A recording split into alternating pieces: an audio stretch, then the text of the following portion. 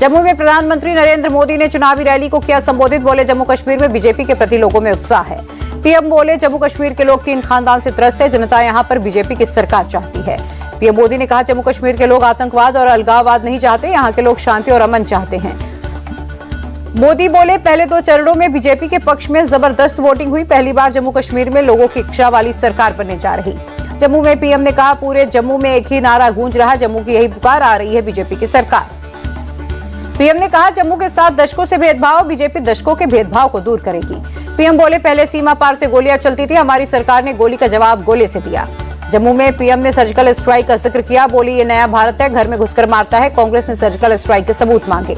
जम्मू कश्मीर की बानी सीट से कांग्रेस प्रत्याशी काजल राजपूत ने किया चुनाव प्रचार, घर घर जाकर जनता से मांगे वोट।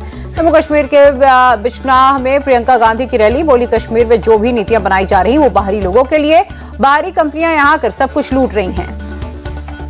एनसी नेता उमर अब्दुल्ला ने बीजेपी पर निशाना साधा, कहा झूठ बोले बिना बीजेपी राजनीति नहीं कर सकती। जम्मू कश्मीर को राज्य का दर्जा वापस मिलने पर उमर अब्दुल्ला बोले अभी तक बीजेपी का कोई भी व्यक्ति हमें ये नहीं समझा पाया हमसे राज्य का दर्जा क्यों छीना गया। उमर अब्दुल्ला ने कहा हम चुनाव के बाद राज्य का दर्जा वापस पाने का इंतजार करेंगे, अगर इसमें देरी हुई तो हम सुप्रीम कोर्ट का दरवाजा खटखटाएंगे। हरियाणा के हिसार में पीएम मोदी की रैली। बोले हरियाणा की जनता ने बीजेपी सरकार की हैट्रिक तय की, हर तरफ एक ही आवाज है, भरोसा दिल से बीजेपी फिर से। हिसार में विपक्ष पर गरजे प्रधानमंत्री मोदी। बोले कांग्रेस देश की सबसे भ्रष्ट, बेईमान और सबसे धोखेबाज पार्टी। नाम लिए बिना प्रधानमंत्री मोदी राहुल गांधी पर हुए हमलावर। बोले विदेश जाकर भारत का बुरा चाहने वालों की भाषा बोलते कांग्रेस के नेता, इनकी नीतियां पाकिस्तान को पसंद आती हैं। पीएम ने फिर रॉबर्ट वाड्रा को लेकर गांधी परिवार को घेरा। बोले कांग्रेस के राज में सिर्फ दलालों और दामाद का ही बोलबाला है। हरियाणा के फरीदाबाद में यूपी सीएम योगी ने चुनावी रैली की, कांग्रेस पर निशाना साधा। बोले समस्या का नाम ही कांग्रेस, देश में जितनी भी समस्याएं हैं वो कांग्रेस की देन है। हरियाणा के यमुनानगर में गरजे सीएम योगी। बोले पहले उत्तर प्रदेश में हर 3 दिन में दंगे होते थे, आज दंगाई या तो जेल के अंदर हैं या जहन्नुम की यात्रा पर चले गए। हरियाणा में सीएम योगी का बड़ा बयान। बोले पहले हम बटे थे इसीलिए कटे थे, अगर नहीं बटे होते तो श्री राम मंदिर नहीं टूटता, अब बटे तो बहुत नुकसान हो जाएगा।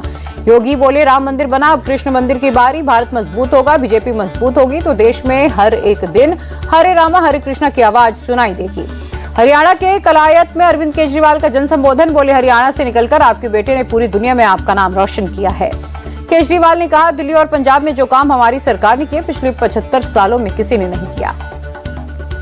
हरियाणा चुनाव के लिए कांग्रेस का मैनिफेस्टो जारी। भूपेंद्र हुड्डा, अशोक गहलोत ने चंडीगढ़ में हाथ बदलेगा हालात नाम से जारी किया। हरियाणा की जनता से कांग्रेस का वादा 25 लाख रुपए तक का मुफ्त इलाज देंगे, ओल्ड पेंशन सिस्टम लागू करेंगे। कांग्रेस की किसानों को लुभाने की कोशिश, एमएसपी की कानून गारंटी, किसान आयोग का गठन, किसान आंदोलन में मारे गए किसानों को शहीद का दर्जा देने का किया वादा। हरियाणा की छात्राओं के लिए कांग्रेस का प्लान, सरकार बनी तो मुफ्त पिंक मिनी बस और पिंक ई रिक्शा की सुविधा चालू करेंगे। हरियाणा के बुजुर्गों, दिव्यांगों, विधवाओं को हर महीने 6,000 रुपए और महिलाओं को 2,000 रुपए देगी कांग्रेस। कांग्रेस ने हरियाणा में पुरानी पेंशन स्कीम बहाल करने का किया वादा, महिलाओं को हर महीने 2,000 रुपए देने और 25 लाख तक फ्री इलाज का भी वादा किया।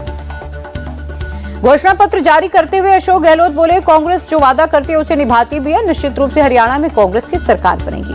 हरियाणा के पूर्व सीएम भूपेंद्र हुड्डा बोले हरियाणा में कांग्रेस पार्टी को भारी जन समर्थन मिला, जनता ने कांग्रेस की सरकार बनाने का मन बनाया। हरियाणा और जम्मू कश्मीर चुनाव पर बोले कांग्रेस अध्यक्ष खड़गे हरियाणा में कांग्रेस की जबरदस्त जीत होगी, जम्मू कश्मीर में भी हमारे गठबंधन की जीत निश्चित है। महाराष्ट्र में 26 नवंबर से पहले होंगे चुनाव, महाराष्ट्र दौरे पर गए मुख्य चुनाव आयुक्त राजीव कुमार ने दी जानकारी। एमसीडी के स्टैंडिंग कमेटी के सदस्य के चुनाव पर बोली दिल्ली सीएम आतिशी, कहा यह देश संविधान और संविधान के अनुसार बनाए कानून से चलता है। सीएम आतिशी बोली बीजेपी लगातार संविधान की धज्जियां उड़ा रही, कल गैर कानूनी चुनाव हुए उसमें एलजे और बीजेपी ने लोकतंत्र की धज्जियां उड़ाई। संजौली की मस्जिद के अवैध निर्माण पर फिर हुआ बवाल, शिमला समेत पूरे हिमाचल प्रदेश में सड़कों पर उतरे हिंदू संगठन। हिंदू संगठनों का सुक्खू सरकार पर लीपापोती का आरोप, मस्जिद के बाहर सुरक्षा के कड़े इंतजाम।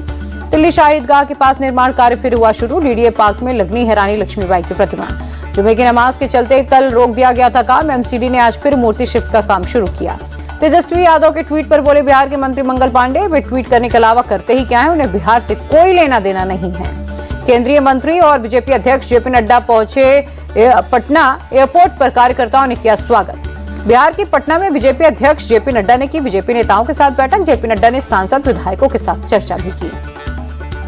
मुंबई यूनिवर्सिटी के चुनाव में शिवसेना यूबीटी की जीत पर बोले संजय राउत, ये जीत से साफ हुआ कि महाराष्ट्र का युवा शिवसेना उद्धव गुट के साथ है। गोवा के सीएम प्रमोद सावंत ने लगाया जनता दरबार, रविंद्र भवन में सुनी लोगों की समस्याएं। झारखंड विधानसभा चुनाव में जेडीयू और एजेएसयू के साथ गठबंधन करेगी बीजेपी, झारखंड के प्रभारी और असम सीएम हिमंता ने किया ऐलान। मध्य प्रदेश के सीएम मोहन यादव ने भोपाल में अधिकारियों के साथ की बैठक, बीज की उपलब्धता एवं वितरण को लेकर समीक्षा बैठक। कांग्रेस महासचिव केसी वेणुगोपाल से मुलाकात पर बोले हिमाचल के मंत्री विक्रमादित्य सिंह। केसी वेणुगोपाल के साथ सकारात्मक चर्चा हुई, नेम प्लेट विवाद समेत कई मुद्दों पर बात की। इस्तीफे की खबरों पर बोले विक्रमादित्य, ये चंदू खाने की खबरें, इन खबरों पर प्रतिक्रिया देने की जरूरत नहीं। नेम प्लेट विवाद के बीच हिमाचल कांग्रेस अध्यक्ष प्रतिभा सिंह का बयान, बोली हम पार्टी आलाकमान के आदेशों को मानते हैं, कुछ तत्व बेवजह ही मुद्दा उठाते हैं। मुंबई में वक्फ संशोधन बिल को लेकर हुई जेपीसी की बैठक में हाथापाई, पुलिस ने बीएनएस की धारा 196, 115(2) समेत कई धाराओं में केस दर्ज किया। कर्नाटक के मुख्यमंत्री सिद्धरामैया के खिलाफ एफआईआर, मुडा केस में लोकायुक्त ने दर्ज की एफआईआर। कोलकाता में टीएमसी नेता अभिषेक बनर्जी के नाम का इस्तेमाल कर धोखाधड़ी का मामला, अभिषेक बनर्जी के ऑफिस ने पुलिस में शिकायत की। पीएम मोदी ने शहीद भगत सिंह को किया नमन, एक्स पर लिखा, मातृभूमि के स्वाभिमान की रक्षा के लिए अपना जीवन बलिदान करने वाले अमर शहीद भगत सिंह को जन्म जयंती पर शत शत नमन। पीएम मोदी ने लता मंगेशकर को उनकी जयंती पर याद किया, एक्स पर लिखा, लता दीदी और मेरे बीच एक विशेष बंधन था, मुझे उनका स्नेह आशीर्वाद प्राप्त करने का सौभाग्य मिला। लता मंगेशकर की जयंती पर मशहूर सैंड आर्टिस्ट सुदर्शन पटनायक ने पुरी में रेत पर तस्वीर उकेर कर दी श्रद्धांजलि। न्यूयॉर्क में विदेश मंत्री एस जयशंकर और कैरेबियन कम्युनिटी के विदेश मंत्रियों के साथ की मीटिंग, स्वास्थ्य, आईटी, फिनटेक, क्षमता निर्माण, नवीकरणीय ऊर्जा और खाद्य सुरक्षा को लेकर चर्चा। न्यूयॉर्क में विदेश मंत्री एनरिक रीना के साथ भारत CELAC विदेश मंत्रियों की बैठक, इंफ्रास्ट्रक्चर, स्वास्थ्य, स्वच्छ ऊर्जा, क्षमता निर्माण पर हुई चर्चा। एमपी के सागर में इन्वेस्टर्स मीट का आयोजन, सीएम मोहन यादव मीटिंग में हुए शामिल, इन्वेस्टर्स के साथ की चर्चा। भारत में घुस रहे 9 बांग्लादेशी और 8 बच्चों को असम पुलिस ने पकड़ा, पूछताछ के बाद वापस सीमा पर भेजा। यूपी के गाजियाबाद में खाद्य विभाग ने 48 दुकानों के सैंपल लिए, 4 लोगों के खिलाफ एफआईआर दर्ज, 4 दुकानों को दिया गया है नोटिस। एडीएम सिटी गंभीर सिंह के मुताबिक हमें कुछ जूस की दुकान में गड़बड़ी की शिकायत मिली थी, दोषियों के खिलाफ होगी कार्रवाई। गुजरात के सोमनाथ में प्रशासन की बड़ी कार्रवाई, अवैध निर्माण पर चला बुलडोजर, कार्रवाई के दौरान इलाके में भारी संख्या में पुलिस की तैनाती रही। नेपाल में भारी बारिश और बाढ़ ने मचाई तबाही, पिछले 24 घंटे में 60 लोगों की मौत, काठमांडू घाटी में सबसे ज्यादा 34 लोगों की गई जान। नेपाल में आई बाढ़ में 11 लापता, 200 से ज्यादा मकान पूरी तरह से डूबे।